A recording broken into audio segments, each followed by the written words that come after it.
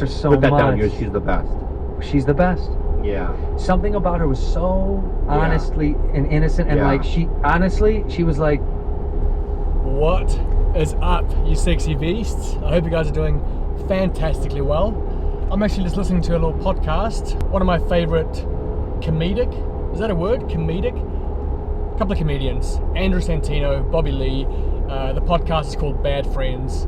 If you're into comedy, I'm sure you know these guys, but it's worth checking out. I'm on my way to Brisbane because we today are checking out the venue for the Torian Pro, the semi-final venue for Oceania region. I'm going to go and meet with Johno and Mike, the organisers, and Andy and Ben, the owners of the Wildlife, who are the main sponsor for the event, are there as well. So go and see the boys, catch up, take them some biltong. I've got little gift packs, little biltong gift packs for the boys, so hopefully none of them are vegan. And let's go check out the venue. It's the same venue as last year, and it's just perfect. It's kind of got like this indoor-outdoor feel to it.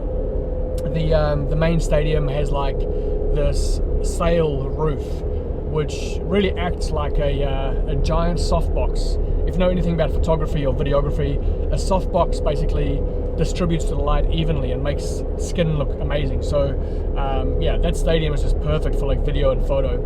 And then it's got this gap between the roof and the stadium seats, so you can actually like see outside. So I'm thinking today, I brought my drone. I'm going to try my luck, see if the boys will let me fly my drone in there, but I reckon we can actually fly the drone through the gap into the stadium, out the other side. So fingers crossed I get to do that today. So let's go on this journey together. Let's go and look at the venue for the 2020 CrossFit Semi-Final Australasia, Oceania, Torian Pro. Brandon Swan, Zeke Grove, Karen Porter, James Newbury, maybe Tia Claire Toomey, probably not, Cara Saunders, Maddie Sturt. Just so many great athletes and names. I don't know why I'm throwing those names out there, but I'm just excited. Okay? Leave me alone. Okay, team. Whoa, we have arrived.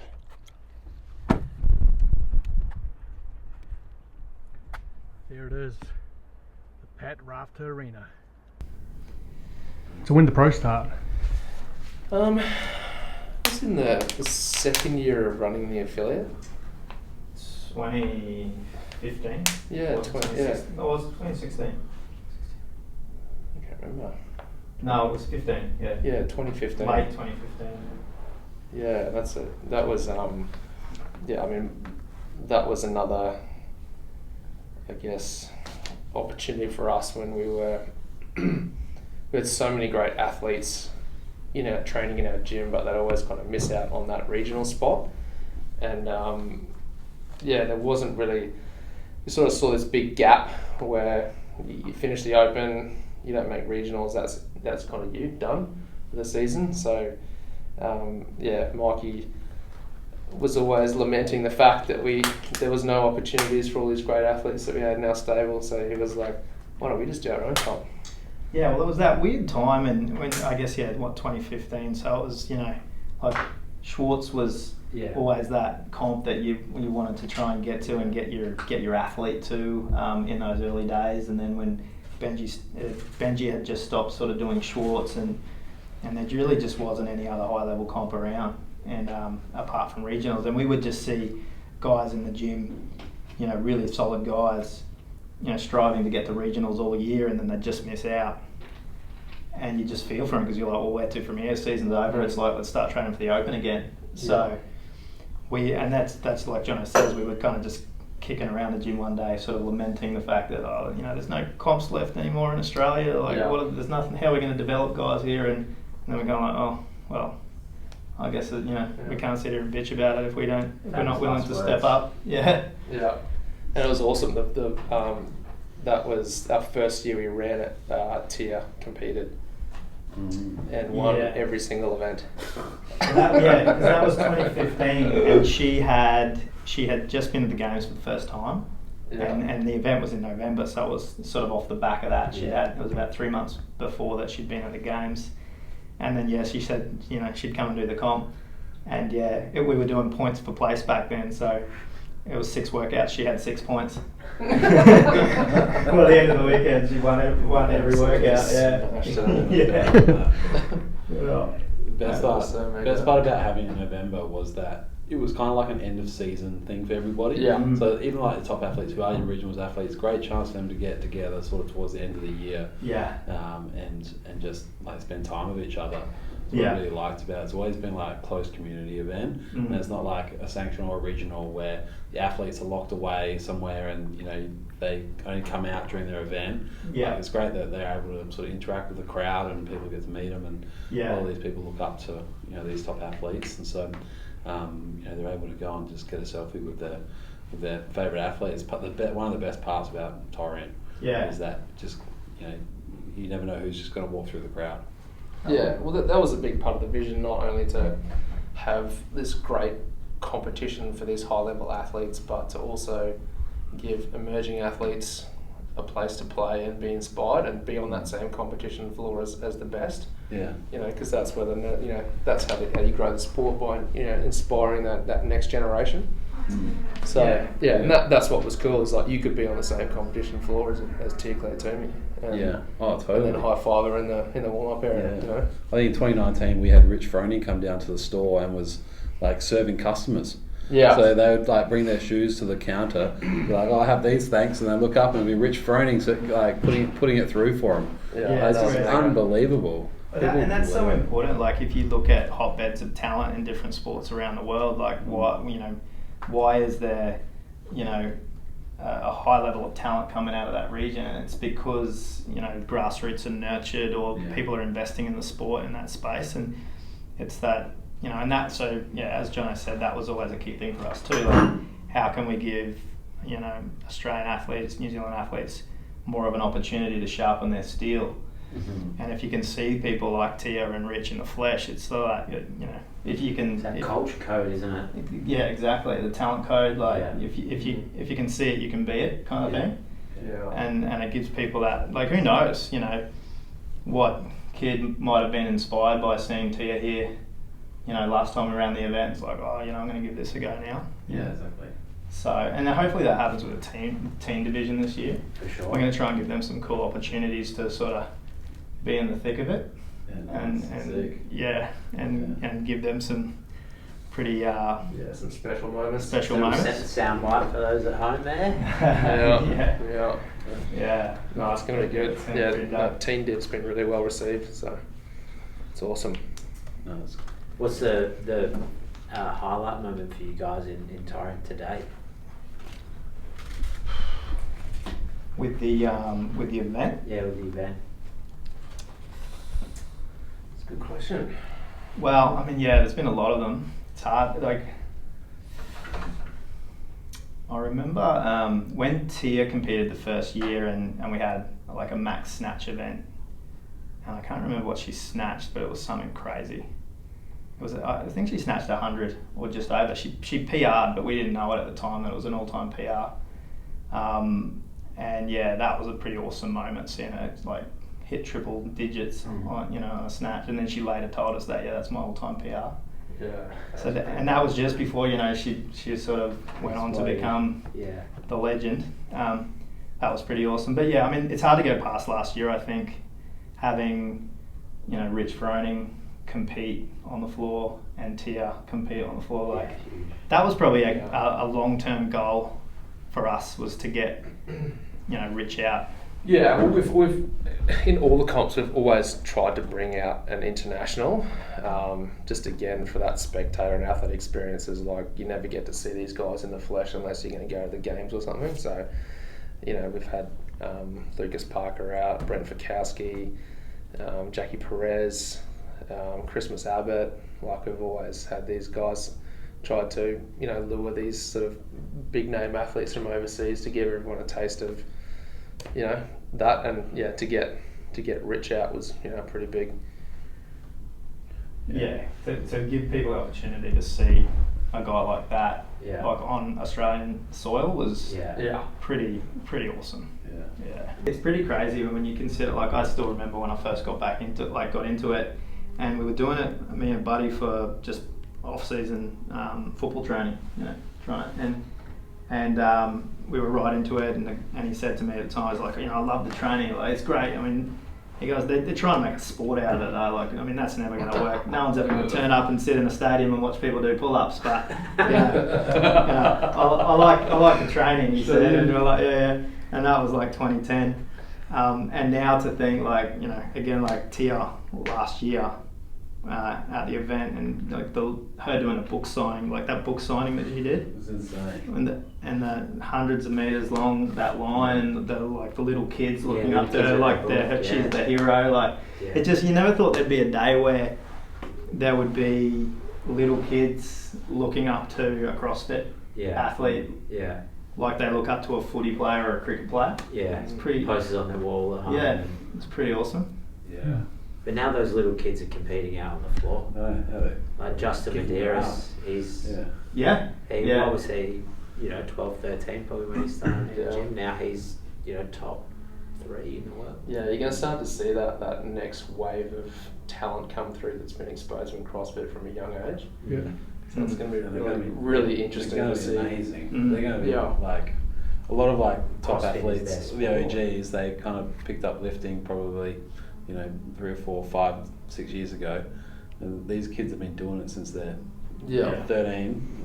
Yeah, and we've got strong gymnastics backgrounds. And they're like trained for CrossFit since they were a kid. Usually, they've trained for gymnastics or football or something. Yeah. And found CrossFit. No, these kids, they're just like in the pipeline. They're going to be absolute weapons. This buddy of mine, that one I was referencing, we did a sectional together. Wow, when there was sectional. Big Sandy, he's showing his age now. Back when I was a sectional. Let me look that up and I to Google that. What even is that? I need to put sectional athlete on my Insta bio. You do, yeah. I always like razzing up Brandon Swan about that time. I think there was the race course one in Sydney. In Randwick, yeah. And then like Chad McKay's there. Yeah. A 14-year-old Brandon Swan. Yeah. He's got skins on and he's all ready, knee-high socks, ready to go. Any excuse to get those pictures out is what. He's a dinosaur, Brandon Swan. An absolute dinosaur now. I think he's the reigning Torian champ, isn't he? Mate, two-time champ, double champ, does what he wants, Yeah. And that's a big part of it, the athlete experience for you guys as well. Oh, big time. Yeah. We want to make everyone feel like a professional athlete. So, those guys do a great job of, providing that athlete services and recovery and treatment, and it just adds to the experience, and also a practical point of like better performance. But it's a nice experience, we're going to have lockers and come back. Yeah,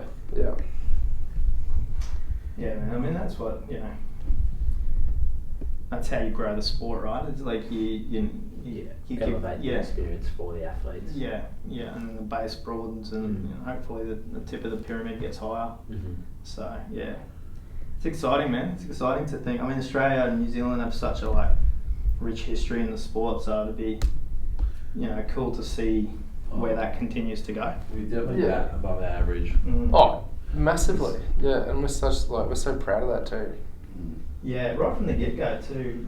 You think about Steve. Commando. Commando. Big Steve. Yeah, friend of TWL, that's for sure. Your legends who just smashed it in the early days, like Chad McKay's and Rob Forts and those guys. Ruth Harrell. Like Kevin Manuel, guys like that, games athletes, and then now like James and Tia, like Swanee. There's so many who have. Considering like the amount of people, like the population base versus how many people are doing it in the States and Europe. So, I mean, obviously Australia and New Zealand punch above their weight in a kind of a bunch of different sports, but it's cool to see that happening in CrossFit as well. For sure. Yeah, and hopefully it can keep going, and keep investing in it and building it. Yeah. What's going to be the biggest differences this year for Victorian compared to last year? Jumbotron. Just doubled in size as well. Heaps. Just doubled in size. Sent the old one back. Mate, the big one I'm excited about is that outdoor experience. just really enhancing that with full custom floors, all road gear. It's going to make that experience exactly the same as what it is on the main arena in terms of its look and feel. Better for spectators, better for the athletes. Yeah, that's a big upgrade for the event. So I'm super excited to be able to roll that one out. It's cool to be able to combine that large scale community competition aspect with the games qualification component that will happen in the main arena. It makes me think back to what was one of the coolest things about the regional format was when it would all come down a Sunday afternoon. It was on the line. You were going for those 5 3 game spots up for grabs depending on the year, and it all come down to that last workout. That atmosphere in the stadium was just so electric, and it was all on the line in that moment. This workout, this final heat, it's like, okay, do or die. Yeah. I'll never forget Khan Porter. Was it thruster rope climb? Thruster rope climb workout. He just needed to basically blitz that workout to make it to the games, and he was just on the edge there, and he just came out. That was the same as Royce. So fired up. Yeah, that was for Khan and Royce. Yeah, well, they were both rope climb thruster workouts. Yeah. But I remember that year in Wollongong when Khan did it, and he was outside of qualifying. Yeah. And he had to, come out and basically win that workout. He had to beat Zeke.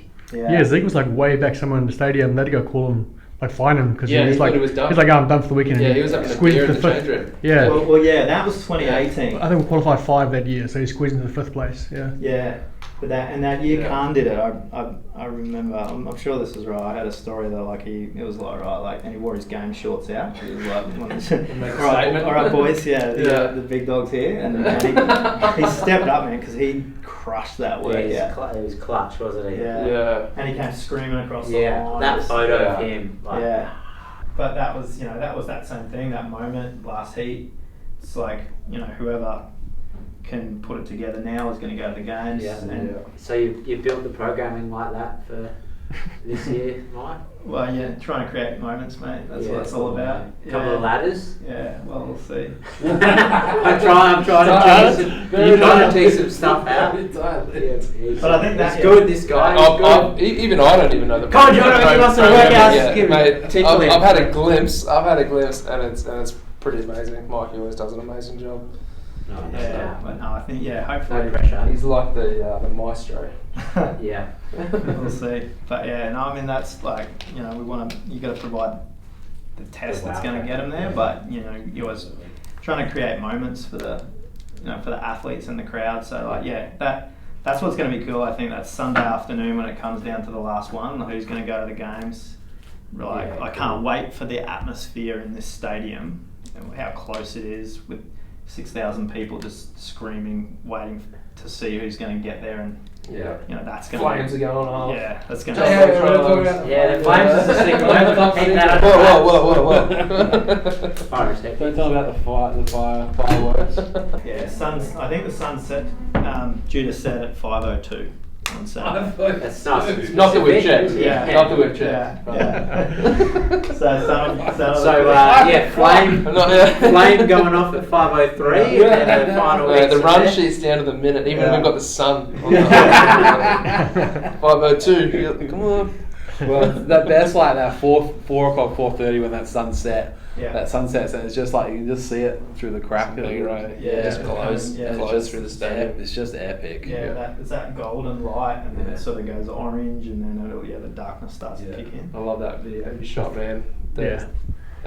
I flew the drone at golden hour. Oh, yeah, right. So coming into the stadium, yeah. and then that one you shot of that snatch event. Oh yeah, the girls and the Arvo. So good. So far, yeah. That was sick. Yeah. So do you ever send the programming off to CrossFit to get ticked over? Or?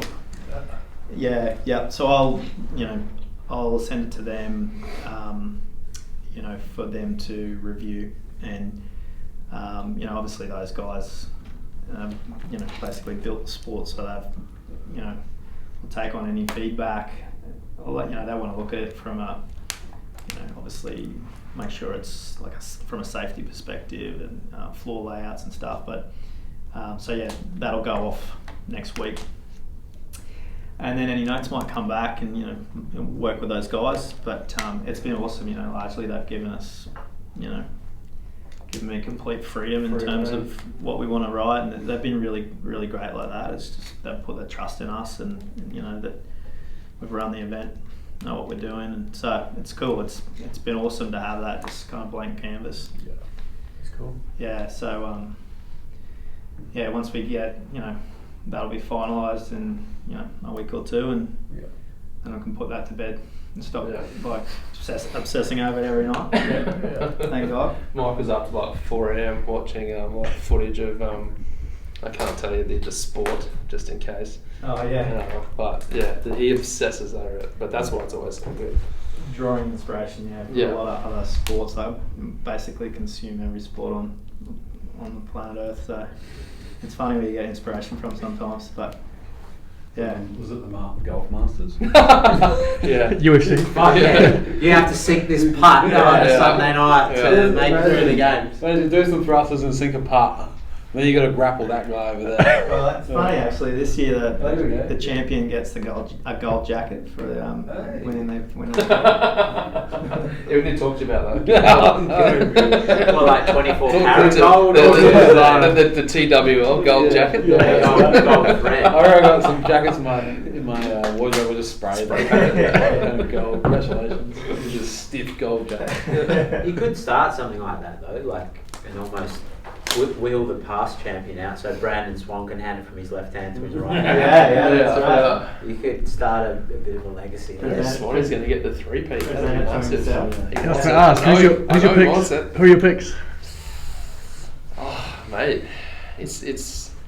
I mean that top 8, even down to the top 10, like any one of those guys on their day could win it. You know, it's. I don't know, it's hard. It's hard. I don't like count out, you know, my local hero Royce. But Big J Crouch is looking super strong, looking really well rounded and strong. But you can never count out Swanee, the double champ. Yeah. Big James Newbury in the mix, an absolute weapon. I'm excited to see Khan Porter. If he comes out of retirement. Downplay that though. Downplay that. One of the things that's going to be really interesting this year, being that it's been a few years since you have had all the top guys and girls on the one floor at the same time. This will be the first time that's probably happened in a couple of years. Yeah. And in that time, it's like, you know, the sort of, you know, the stalwarts and the legends of the sport have, you know, gotten a little bit older, and you've had this young breed sort of like who have been waiting in the wings and training in the shadows, like they're coming up. So it's like they're kind of meeting now, they're clashing, and it's like new rivalries. Yeah, like how is that going to play out? Yeah, it's just crazy how long like the top guys have been at the top 4 as incredible. well. Yeah, they're just for the longevity of it's amazing. It's good to see it. It shows that the sport's growing. Because, you know, there's new guys coming through the ranks who are young. It means that the sport's growing in the right direction. Well, and that's the thing, right? Like you've got people who have been at the top of the sport for a long time, like you know, Tia obviously, like people like Alethea across the Open, and you know she'll be here. And then you've Masters. She qualifies for Masters, does she? Yeah, well, she qualified for just qualified for everything. Yeah. Could have options. She's got so many options. She could go team. She could go Masters, Indy. Yeah. And then the same on the men's side. You've got, like, you know, obviously people who are at the top of their game, like James and you know, Swanee have been there a long time, and then you've got guys like Baden Brown coming up, and Jay, and you know, like, you know, generational clashes almost, and it's going to be awesome to see how that plays out over the course of the weekend, because it's probably the first time you've seen them all going head to head with so much on the line. Probably, I think that's going to be really exciting. There's going to be some great storylines for sure. Yeah, people have just been waiting for 2.5 years to be an elite competition. They just haven't had the chance. Yeah, well, I mean, even like in the previous system, you know, because you had multiple events to qualify through, like you typically just wouldn't get, I guess, everybody in exactly the same spot at exactly the same time. Like some people might go to qualify through China or go over to Wadapalooza to try and get their spot. But now it's back to that system where everyone's got to show up in the same place at the same time and throw down and see who comes out on top. Like, I think that's what's going to be so engaging for the crowd to see play out. It's all on the line that one weekend. Can't wait. 6 weeks out, or almost 6 weeks out. Looking forward to getting a couple of breweries on board as well. So there's going to be breweries. Just the experience. More food trucks. More bigger, better. It's not just it's super cool to see, the elite guys, but now families coming along to see their kids, their grandparents compete on the other floors as well, and then get some good healthy food in and some paleo beer. It's a weekend out, fly up to sunny Brisbane and that sounds horrible. Oh man, that was so fun. Just a bit of planning and dreaming about Victorian Pro that happens in 6 weeks time. Mike and Johno are just the most passionate dudes and just the most organised people. Like, events is just another beast. People just don't realise how much goes into it, but these boys are organised, they're ahead of the game, and it's going to be good. And then Andy and Ben from the Wildlife just coming on board and doing what they can to make the event a success. So the team is solid. The event is going to be incredible. It's going to be next level. If you're in Australia or even New Zealand and you haven't got your tickets to the Torian Pro yet, you should get them. You should snap them up because it's going to be next level. I got to launch the drone on the tennis courts, but I was shaking. I was so nervous I was going to crash it. So I haven't seen the footage yet, but hopefully it's usable. I managed to go through the gap, very slowly just crawl through the gap. So yeah, we'll see what that footage looks like. But now it's time for me to get in my truck and drive back to the Gold Coast. Look at this beauty, eh? Every time I see it, I just love it more and more. It's a beast.